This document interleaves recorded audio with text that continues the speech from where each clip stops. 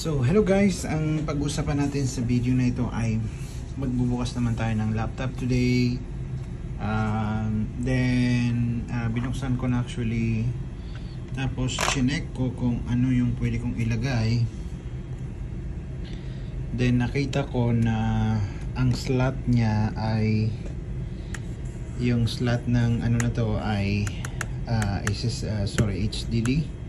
I-check ko pa, pero sa palagay ko hindi ko kasi maka-login. So binuksan ko na lang diretso, tapos chinek ko, and papalitan ko na sana ng SSD.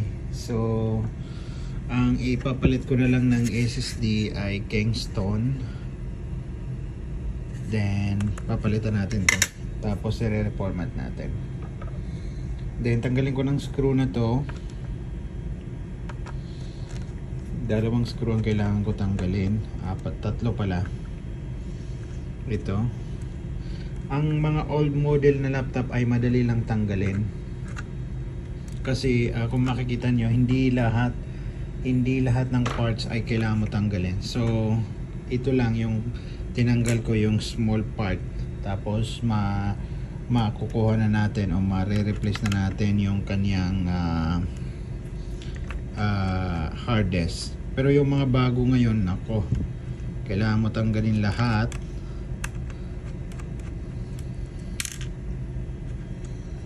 bago mo mabuksan o matanggal yung hard disk o kaya yung RAM.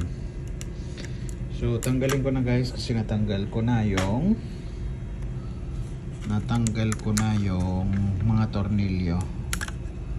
Then tanggalin ko lang yung screw dito, yung connected niya, para dalawang kamay, kasi ako nakahawak ng yung camera, yung isa. So chinik ko guys, hindi na pala papalitan kasi naka SSD na pala. So ibalik ko na lang yung tornilyo. Ilang GB ba to na SSD? Solid state drive SSD. Ilang GB ba? So 256, more than enough na siya. Hindi naman heavy yung gagamitan, mga document lang. So ibalik ko na.